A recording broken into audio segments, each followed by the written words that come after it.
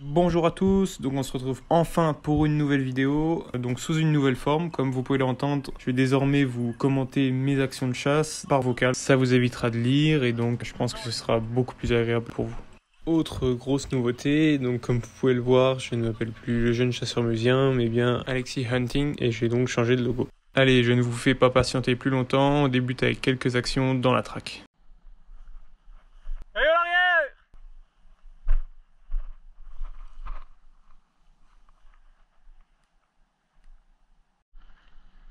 Allez en bas!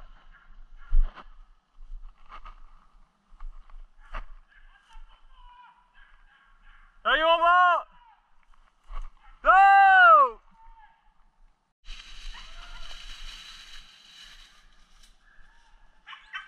Allez en arrière!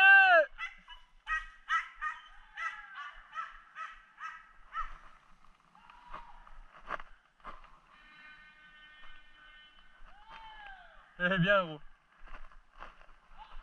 Ce petit chevrillard vient s'emmêler dans mes jambes.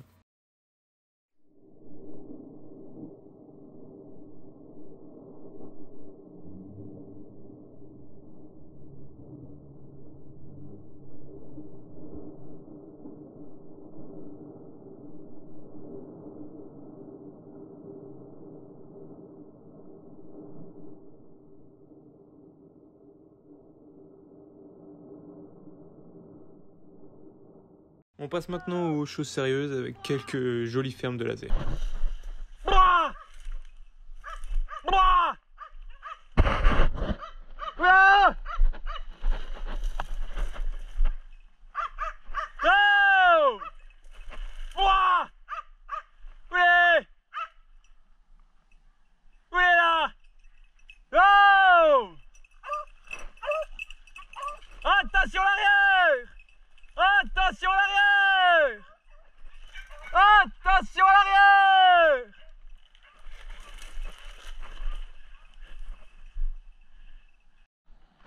Hop là! Où il est? Où il est là? Où il est?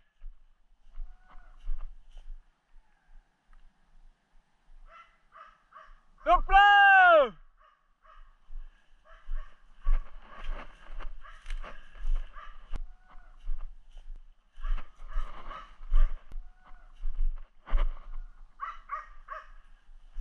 Où il est là? Où il est? Où il est? Attention où on est!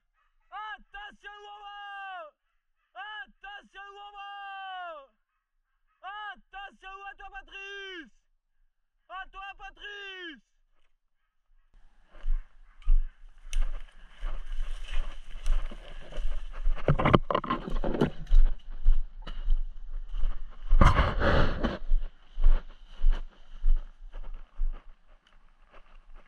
Go! Patrice prélèvera ce sanglier. Bleu! On passe maintenant sur un autre ferme où laser a un peu de mal à localiser ce sanglier. Voilà! Hop là!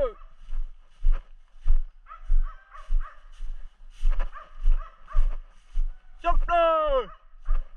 Bouah! Où il est? Où il est?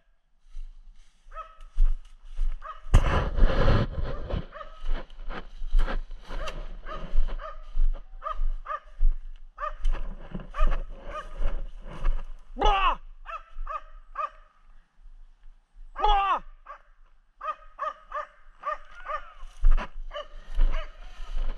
Bouah!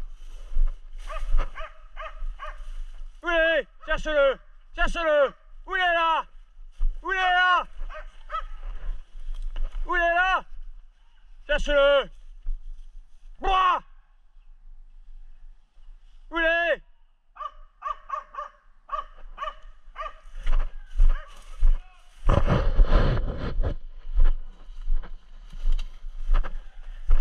Bouah!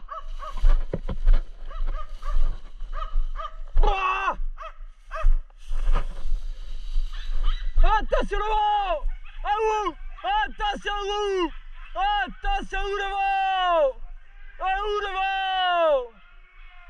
Attention où devant?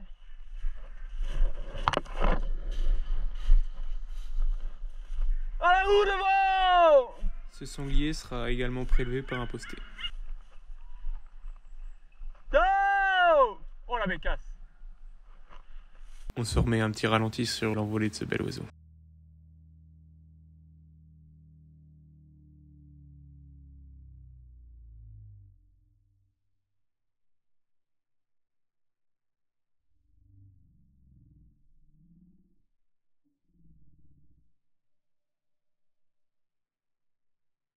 Pour clôturer cette séquence de track, c'était en toute fin de battue, il nous restait une parcelle à traquer. J'ai mon père au téléphone qui m'appelle pour savoir où on en est. Et là, je vois ce beau mâle arriver. Je lâche tout de suite le téléphone et je vous laisse vivre la suite.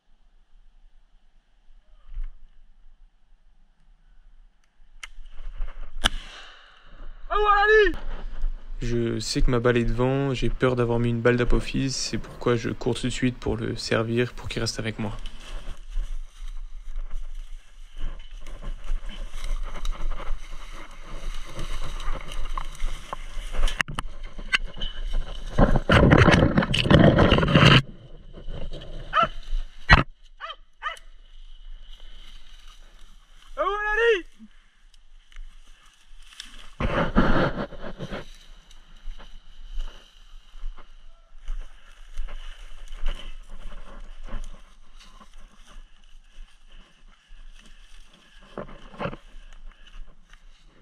bien, c'est bien, c'est bien.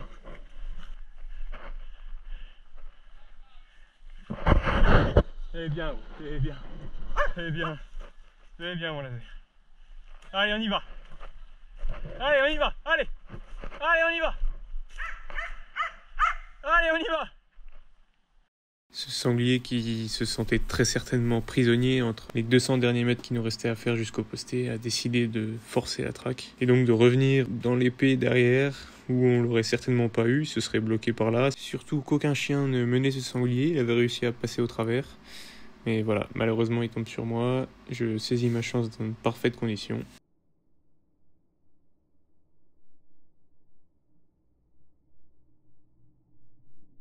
À ce moment précis, je suis pas du tout prêt à tirer. Le sanglier est très méfiant, il prend son temps. Donc voilà, j'attends qu'il se décide clairement à sauter la ligne pour pouvoir fermer mon arme et l'épauler.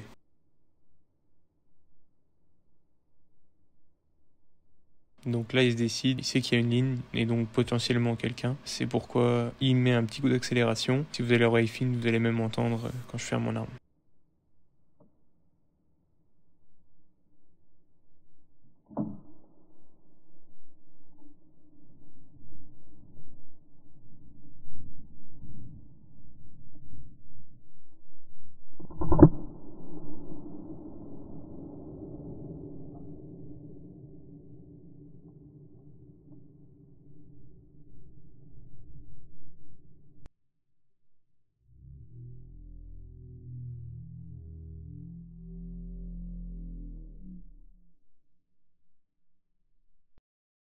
Et on termine avec une jolie photo pour compléter les souvenirs de ce mâle de 88 kg.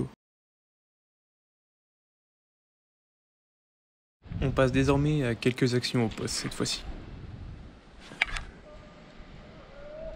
Si mon contenu vous plaît, n'hésitez pas à me rejoindre sur les réseaux sociaux, donc Alexis Hunting sur Facebook et Instagram.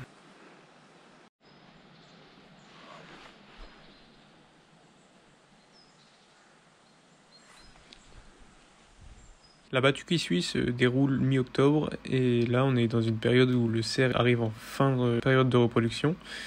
Et là notamment, en arrivant au poste, on a des cerfs qui courent dans tous les sens, qui brament encore.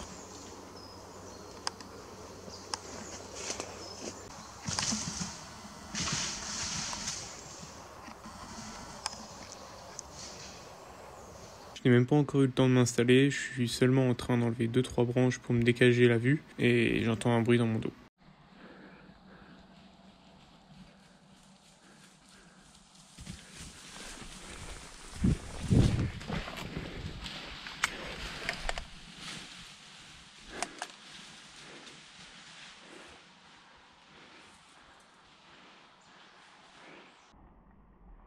Quand je vois cette harde arriver, je m'abaisse. Et une fois qu'il me voit, je vais vite chercher ma carabine, mais pour les mettre seulement en joue, hein. Finalement elle n'est pas chargée, elle est posée contre l'arbre. La battue n'a pas encore commencé.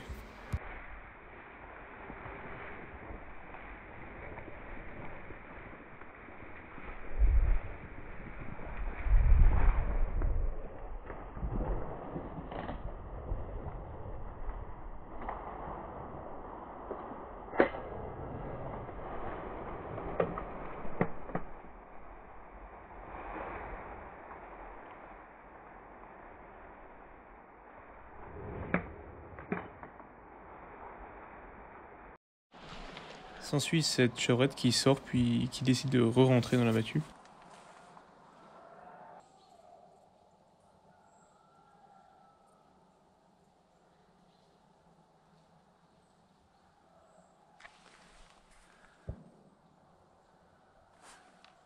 Autre battue, donc là une belle menée arrive sur mon voisin.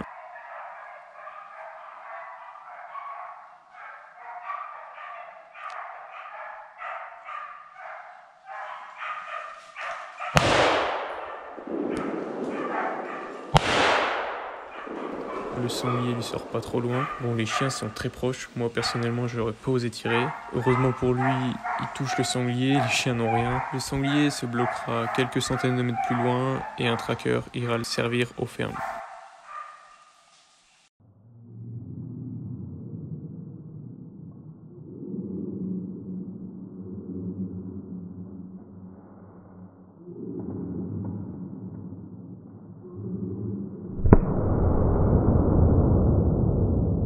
Nouvelle battue, donc cette fois-ci je suis posté à côté de mon père.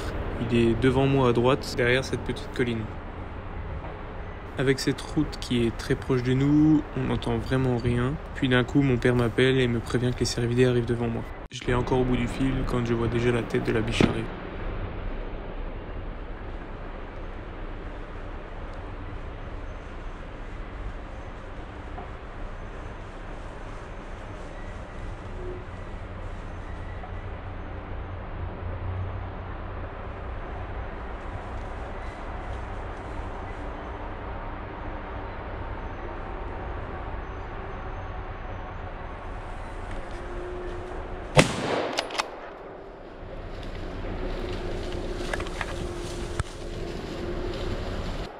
Nous avions seulement 2 bracelets de fond de serre dans cette société et le premier venait déjà d'être tiré. C'est pourquoi j'essaye de corner très rapidement. Allez, revoyons cette scène au ralenti avec quelques explications. Quand je les vois arriver, j'identifie tout de suite biche, fan et bichette. Donc c'est encore un petit moment d'immobilisation. Donc là, tant que la biche a le regard sur moi, je ne bouge pas. Et dès qu'elle commence à repartir, avoir le regard vers l'avant, là c'est à ce moment-là que j'épaule très rapidement, pendant que le fan et la bichette sont un peu cachés derrière ses branches. C'est juste le moment où il fallait épauler.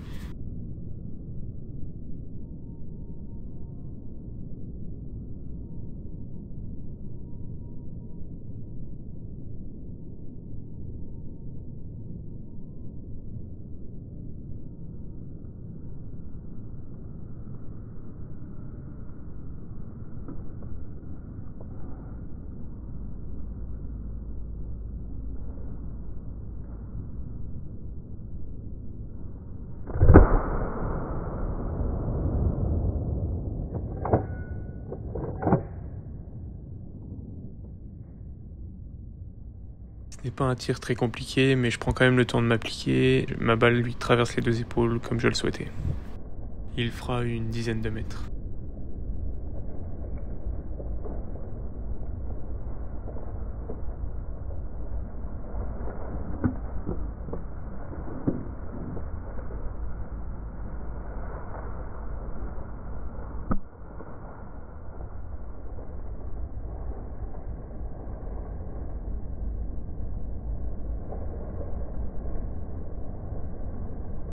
T'avais eu le temps de te prévenir, non? Hein? Bah non, j'ai raccroché, j'ai jeté le téléphone, je l'ai vu arriver. Ouais, je savais que c'était pour un boulot. Putain, un coup de route.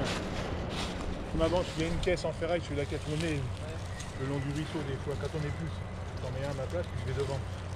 Comme ça, moi, tout ce qui arrive dans le virage qu'on peut pas tirer quand on est en bas là à droite, je peux l'intercepter. On n'a jamais fait des fous d'éclats, mais ça arrive.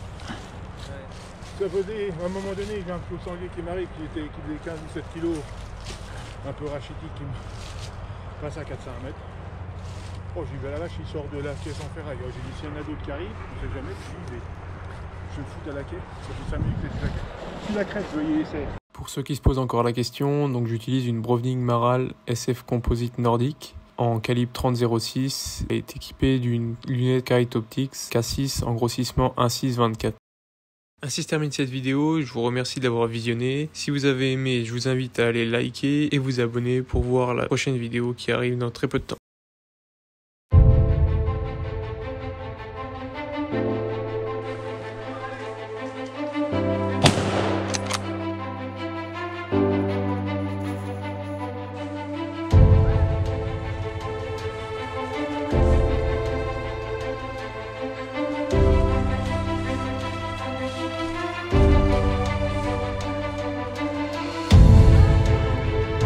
Audio.